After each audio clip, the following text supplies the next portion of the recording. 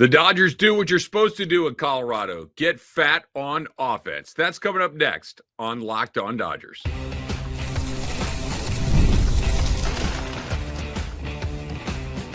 You are Locked On Dodgers, your daily Los Angeles Dodgers podcast. Part of the Locked On Podcast Network, your team every day. Welcome to Locked On Dodgers. My name is Travis Rogers. I have been the host of Locked On Dodgers forever now. This is show number 3 for me. If you are unfamiliar with me, I do Locked On Rams as well. I do a daily radio show in Los Angeles on ESPN 710. Been covering a whole bunch of different things in LA for about the last 30 years or so. So welcome. Hope you can become an everydayer very soon. And today's Locked On Dodgers is, of course, brought to you by Monarch Money. Take control of your finances with Monarch Money. Use code LOCKEDONMLB at monarchmoney.com for 50% off of your first year. You can follow us on Instagram at Travis Rogers. You can follow on Twitter at Travis Rogers. Rogers spelled just like Dodgers as well. And of course, thanks for finding us here at Locked On, your first listen every single day, free and available wherever you get your podcast. So let's jump right into it. Let's get into what's going on with the Dodgers in Colorado. They open up a 3-game series against the Rocks, the worst team in baseball, against one of the best teams in baseball, a team that is clearly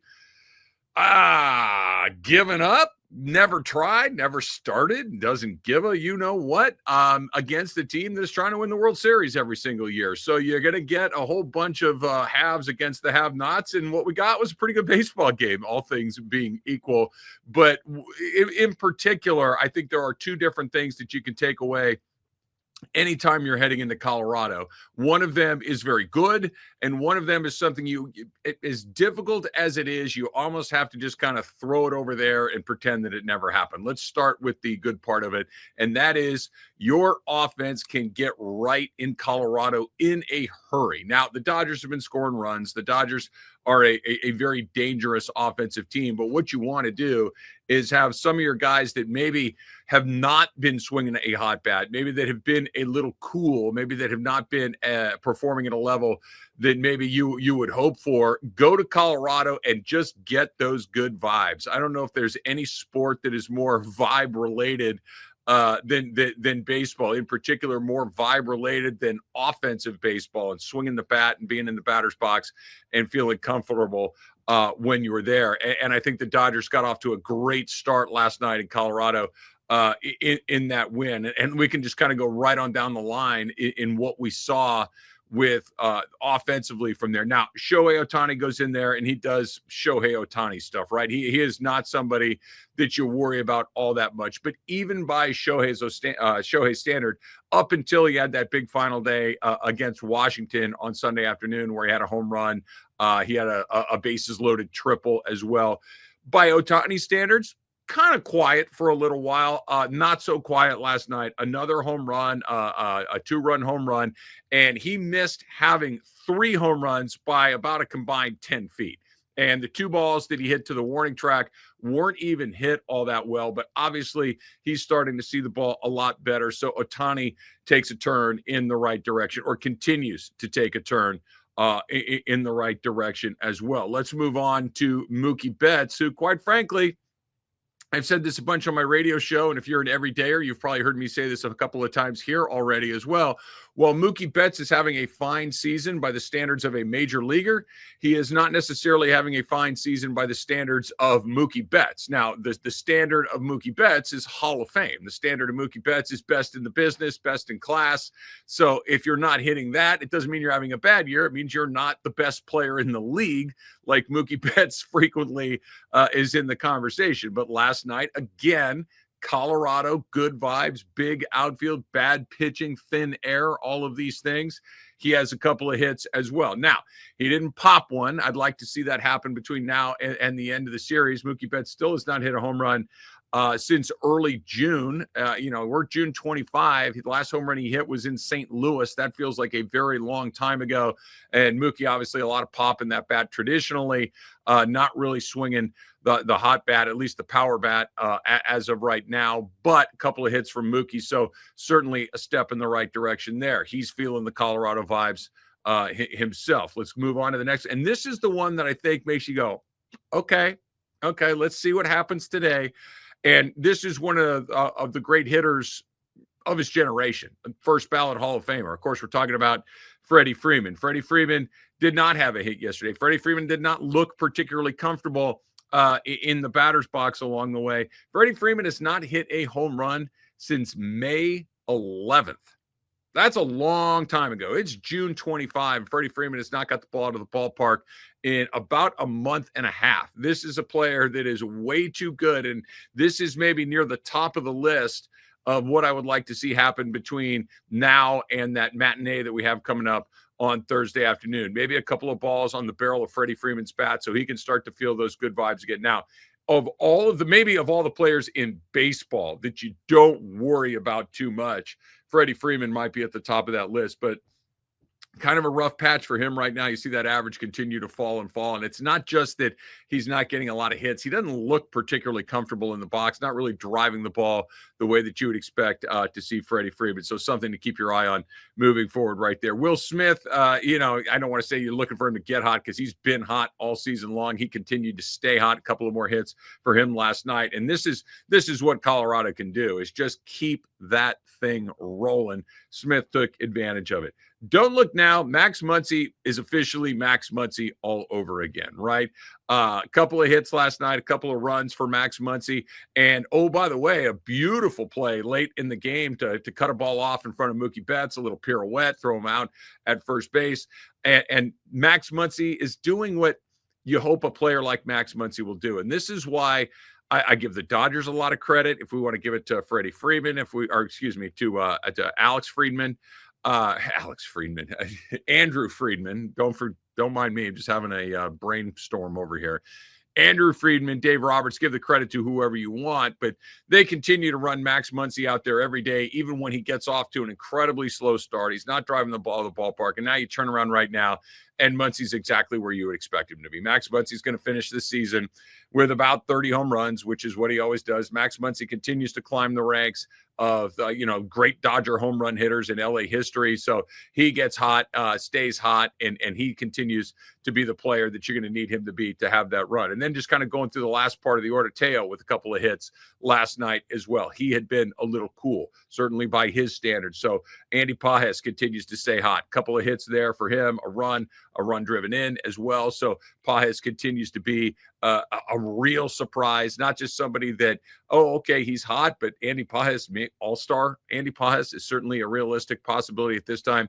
Continues to play really good baseball right there. And perhaps most exciting of all, and this is maybe the ultimate example of what Colorado can do for a player that is having a bit of a rough go, is Michael Conforto. Michael Conforto, couple of hits, 3 RBIs, and had an absolute tank in that game. Michael Conforto with a home run. This is what I think you're hoping for more than anything when you're headed to Colorado if you're struggling, is can I just see a ball leave the ballpark? Can I see a ball get in the gap? Can I see a ball get down the line? And it's more likely there than just about anywhere else. But here we go with Michael Conforto. I don't know if this turns it around for him. This could exclusively be a Colorado moment.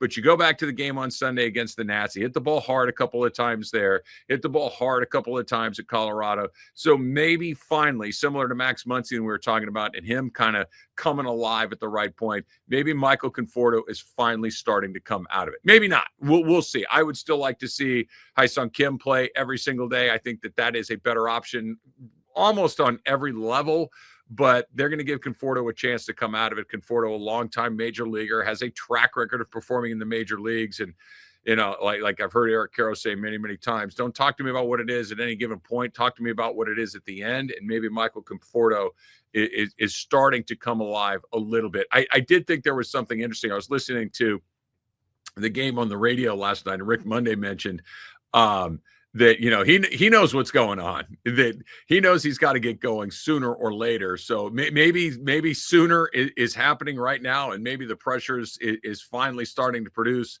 a little performance. But it was nice to see Michael Conforto come alive, and hopefully going into tonight's game number 2 of the series against the Rockies, you'll continue to see these guys swing hot bats. But this is why Denver can really jumpstart your offense. That's the good part of going to Colorado. The bad part of going to Colorado is what happens to your pitching staff. But the Dodgers actually kind of put together an interesting night, and one player in particular. We'll get to that coming up next on Locked On Dodgers.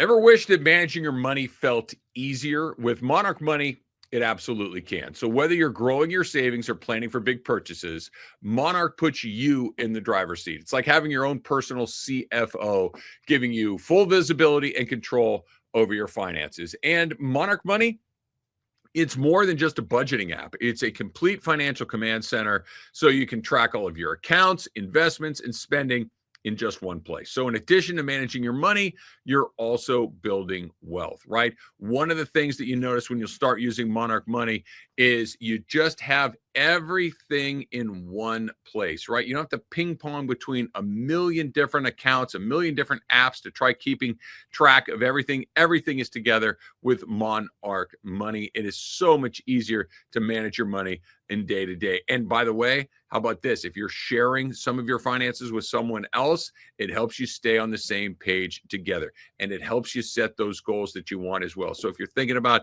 that larger purchase, Monarch Money can help you get there and keep track of it even easier. So take control of your finances with Monarch Money. Use the code LOCKEDONMLB at monarchmoney.com for 50% off of your first year. That's monarchmoney.com. Code LOCKEDONMLB for half off of your first year.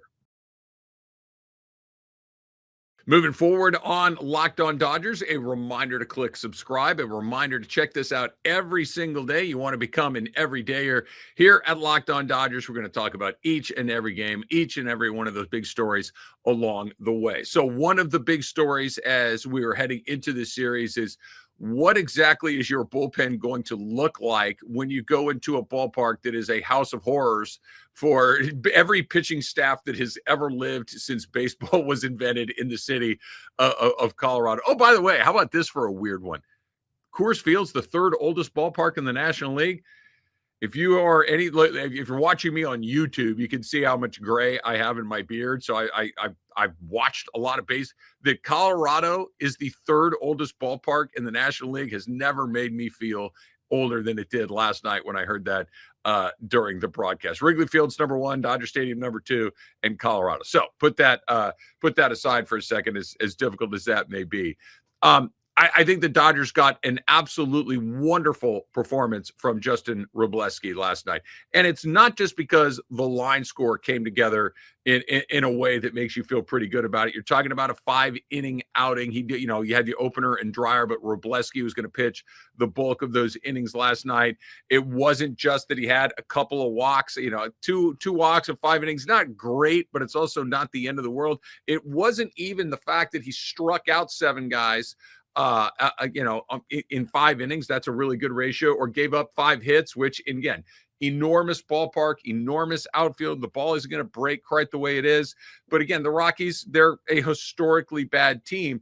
That's not the point. None of those numbers when it comes to the pitching are actually the point that I think is important to pull out of what we saw last night. Like I mentioned, the point of the offense is to go in there and get good vibes. The point of the offense is to go in there and see the ball in the barrel of the bat, watch the ball fly through the air, and convince yourself that, you know what, I am seeing the ball pretty well. I am able to barrel the baseball. The point of the pitching is to get the heck out of there in one piece. Don't look at the numbers. Don't worry about what it's actually going to look like in a box score the next morning. It's get out of there without using a million guys. And in particular, if you're the Dodgers, get out of there without using a million guys. Who leads the major leagues in bullpen innings?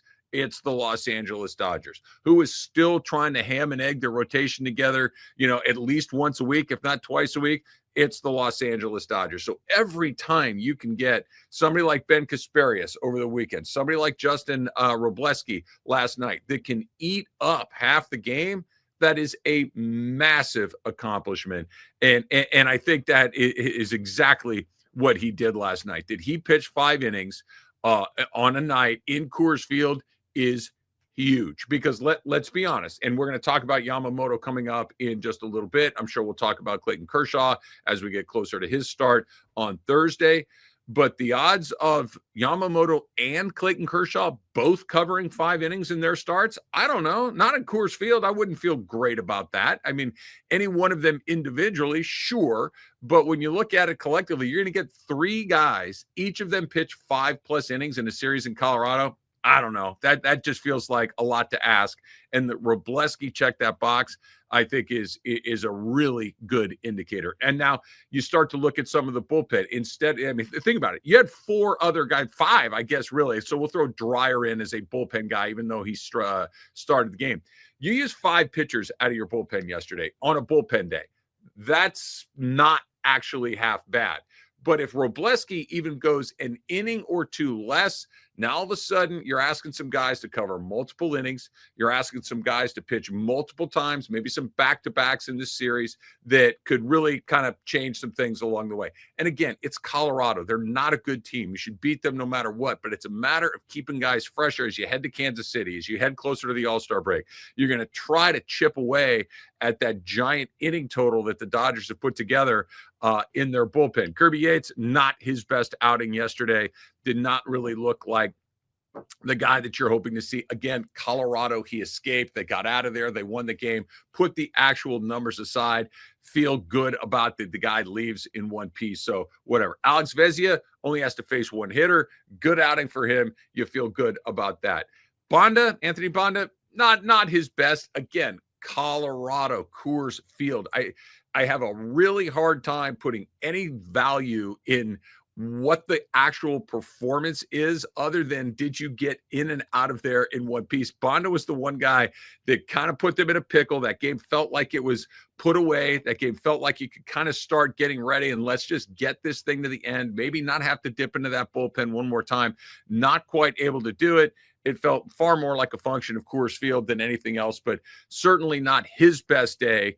And you got to go get Tanner Scott, who gives up a hard hit ball right out of the chute, but comes out in the 9th inning. First time all season he had been able to complete a 4-inning save. So that's a good outing for him as well. But I think this all jumps off with Justin Robleski, that Robleski eating 5 of those innings allows you to maybe be a little bit more aggressive with Yamamoto, that maybe allows you to be a little bit more aggressive when it comes to Clayton Kershaw on Thursday afternoon, that you did not have to go in one of those Coors Field days, especially, I know I'm repeating myself here a little bit, but this is an important point, I think, especially on a day where it's a bullpen day, where 8 or 9 guys was not totally out of the realm of possibility. And you're starting to see that the Dodgers are having more and more options, which brings me to our next segment, which brings me to what I want to get into next on Locked On Dodgers. Is Yoshinobu Yamamoto taking the ball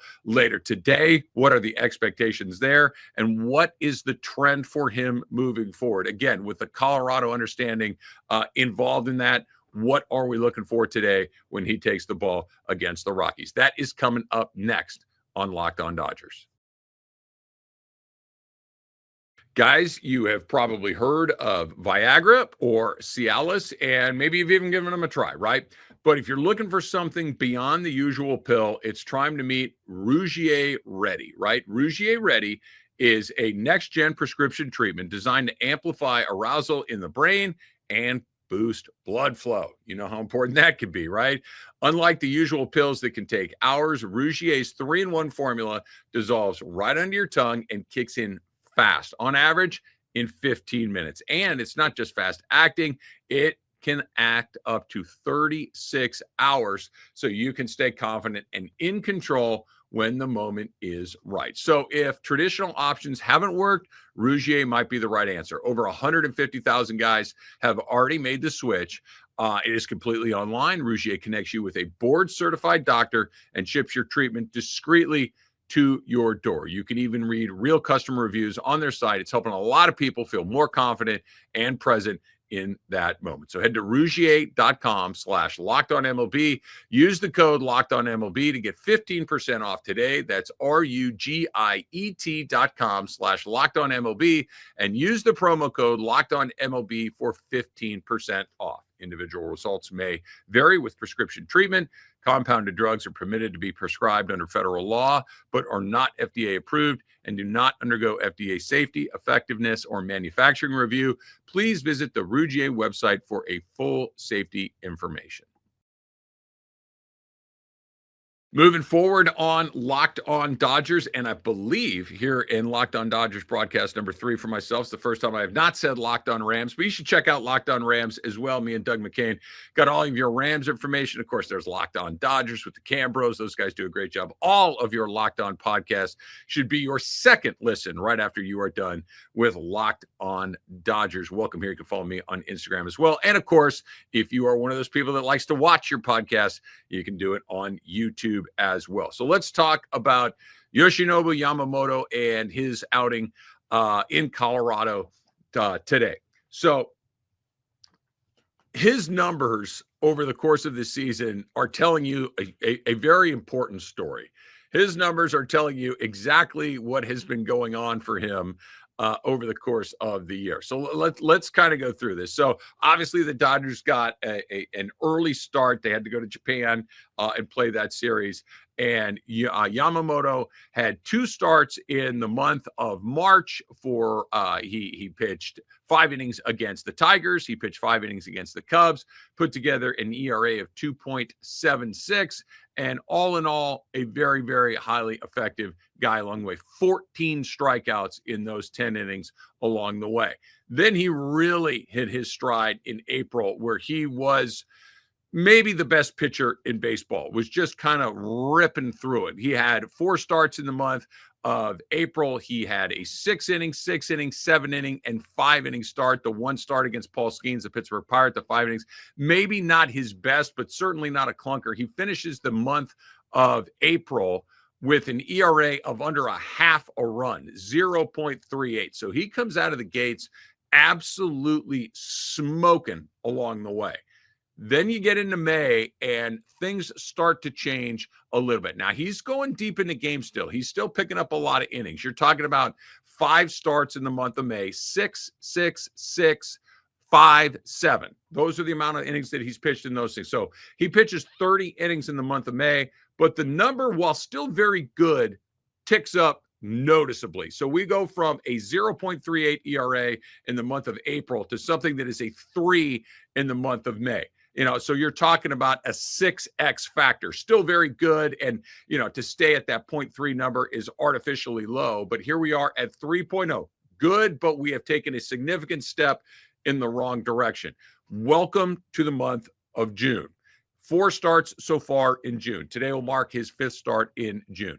3.2 innings, 6 innings, 4.2 innings, 6.1 innings. So a very big difference in what he has done in the month of June. And the big one, the ERA jumps up to 5.25, 5.23. The hits, 24 hits in the month so far. Only gave up 15 hits in the month of May. Only gave up 15 hits in the month of April. He has already given up 24 hits with another start to go against a Rocky team. The strikeout numbers still pretty darn good, 5, 4, 9, and 2. But you can see what's happening, right? You can see that all of the numbers are telling you what we saw about a year ago, where he starts to fade in the middle of the season. We saw what happened last year, where the Dodgers sat him down, shut him down for the better part of the second half of the year. He really didn't pitch much in the second half of the year, comes back terrific in the postseason. So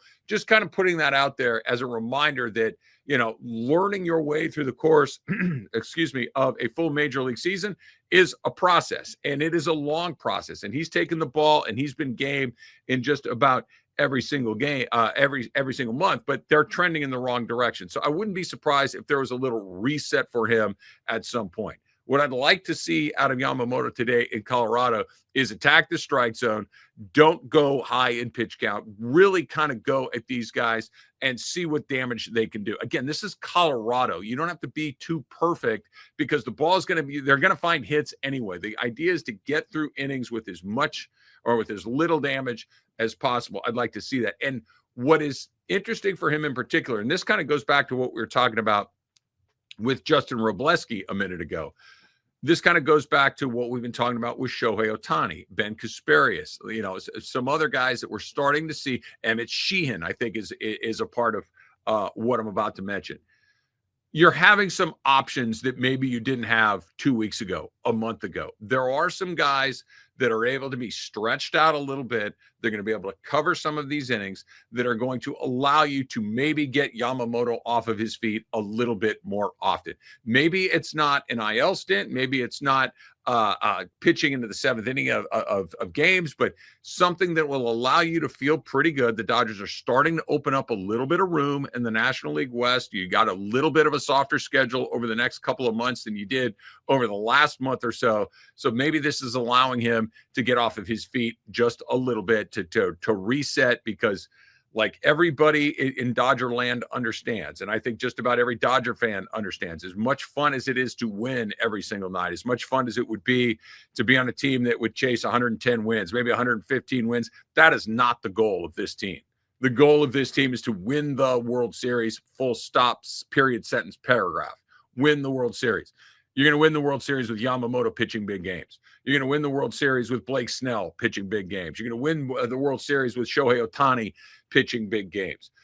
And now that you can have some other options for Emmett Sheehan to get through it, for Robleski to get through it, for more and more guys to be able to chip off more and more innings, it's going to allow these guys like Yamamoto to just be a little bit more tactical, to be a little bit more strategic in where you use these innings and where you fire these bullets. And I think that that's really something to look at. Maybe not just today in Colorado, but I think that this is something that has to be on everybody's radar. The All-Star break right around the corner. I think that's always an interesting time where guys start to think that, hey, we can use that week off to actually get a guy a couple of weeks off, 3 weeks off, to bookend it on each end with a little bit of an IL stint, a little bit of a roster maneuvering, whatever you want to call it. So instead of missing 3 weeks of games, you miss a week and a half of games. You miss just a lot less time. And once you get into this point of the season, I always think that that's very, very interesting. All right, so we'll get you together again here tomorrow. We'll talk about game 2 of the series in Colorado. We'll get you ready for Clayton Kershaw and his pursuit of 3,000 strikeouts, and hopefully the Dodgers continue to get those good vibes coming from Colorado as well. Do not forget to check out your second listen. And of course, I'm talking about Locked On MLB Game Night. You know that Locked On Dodgers is your first listen every single day, but MLB Game Night, every game, every night, all season long. Get your local analysis on a national scale. Find MLB Game Night on Locked On MLB on YouTube or wherever you listen to your podcasts. And of course, the postcast right after each and every game. We're talking about Pete Fox right here as well. So until next time, that is Locked On Dodgers. We'll see you then, and go blue.